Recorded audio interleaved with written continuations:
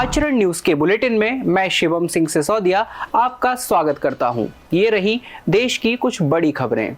High court ने रणजीत हत्याकांड में राम रहीम को किया बरी। सीबीआई ने सुनाई थी उम्र कैद की सजा। पंजाब एंड हरियाणा हाईकोर्ट ने डेरा सच्चा सौदा प्रमुख राम रहीम समेत 5 लोगों को डेरा मैनेजर रणजीत सिंह हत्याकांड में बरी कर दिया है।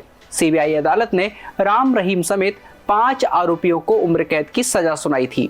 राम रहीम इस समय रोहतक की सुनारिया जेल में बंद है।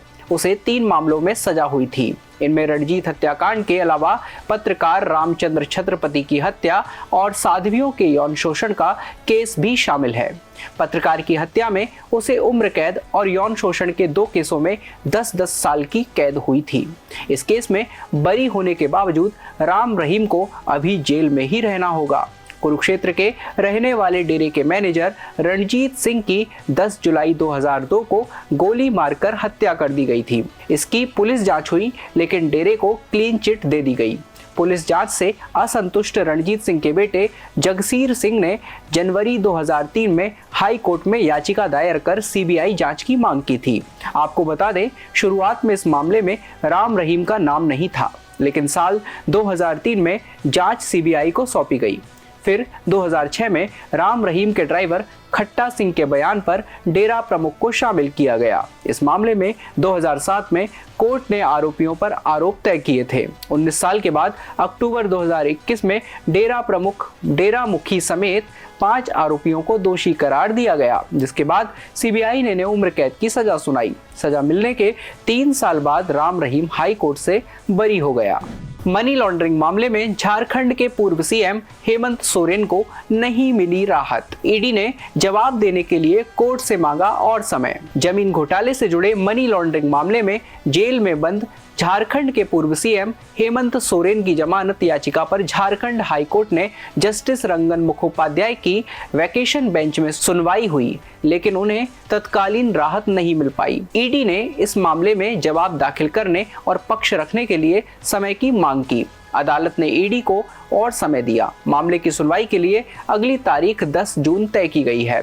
सुनवाई के दौरान सोरेन की ओर से ऑनलाइन जुड़े सुप्रीम कोर्ट के वरिष्ठ अधिवक्ता कपिल सिब्बल ने दलील पेश करते हुए कहा कि जिस 8.86 एकड़ जमीन पर कब्जे का आरोप लगाते हुए ईडी ने हेमंत सोरेन को गिरफ्तार किया है, उससे जुड़ा कोई भी दस्तावेज ईडी के पास नहीं है।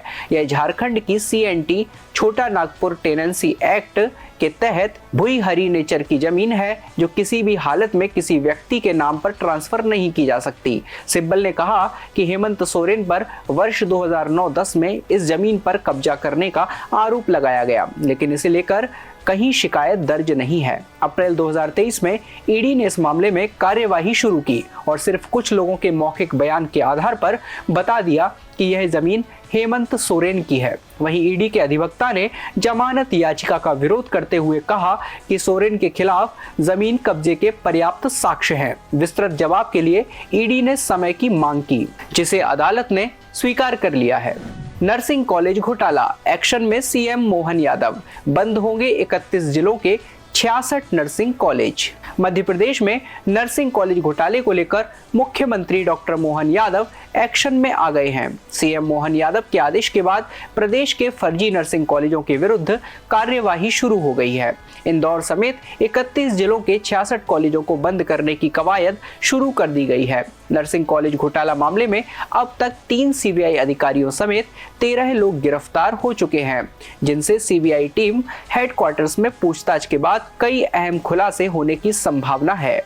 व्यापम 2 के तौर पर देखे जा रहे नर्सिंग कॉलेज घोटाले में करीब 1.25 लाख छात्रों का भविष्य अधर में लटक गया है।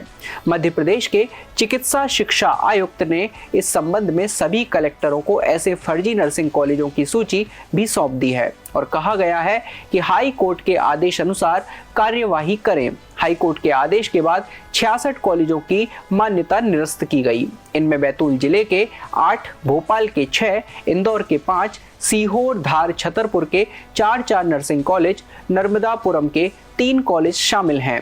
शिवनी, शहडोल, रीवा, मंडला, जबलपुर, छिंदवाड़ा और भिंड के 2 कॉलेज शामिल हैं। अलीराजपुर, अनूपपुर, बड़वानी, बुरहानपुर, देवास, ग्वालियर, खंडवा, खरगोन, मुरैना, पन्ना, सागर, टीकमगढ़, उज्जैन, उमरिया, विदिशा, श्योपुर, इन सभी जिलों के एक एक कॉलेज शामिल हैं।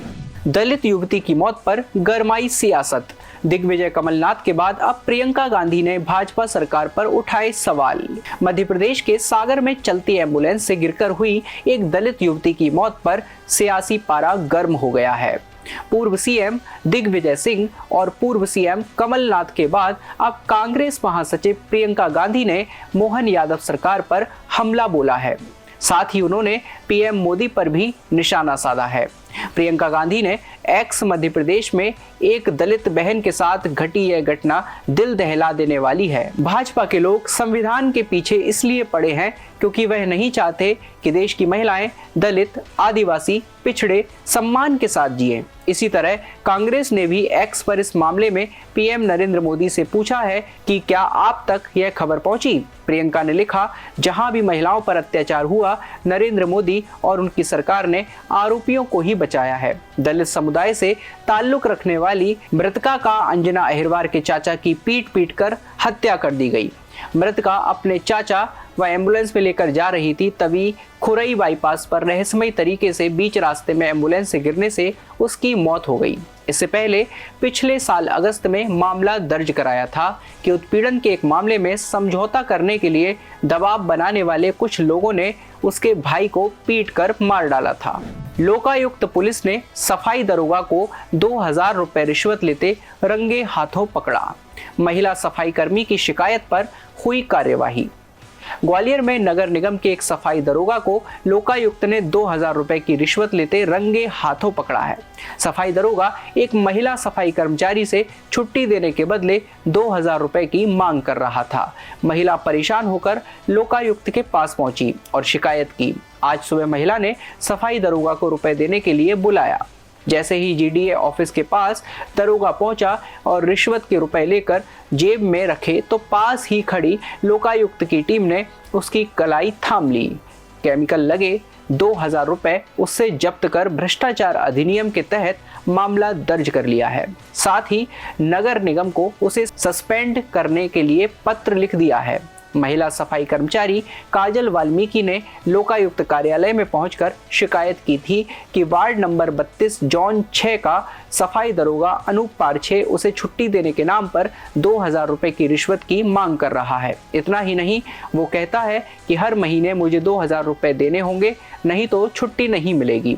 जिस पर लोकायुक्त पुलिस ने सफाई दरोगा को ट्रैप करने के लिए प्लानिंग कर टीम बनाई। सबसे पहले महिला कर्मचारी को ऑडियो डिवाइस देकर सफाई दरोगा से डील कर बातचीत को रिकॉर्ड करने के लिए कहा गया। बातचीत का ऑडियो टेप आ गया तो उसके बाद सफाई दरोगा की घेराबंदी की गई। आज के बुलेटिन में फिलहाल इतना ही। अन्य खबरों के लिए जुड़े रहिए आचरण न्यूज के साथ। देश दुनिया की सभी खबरें देखने के लिए जुड़े रहिए आचरण न्यूज से। आचरण न्यूज, हर कदम आपके साथ।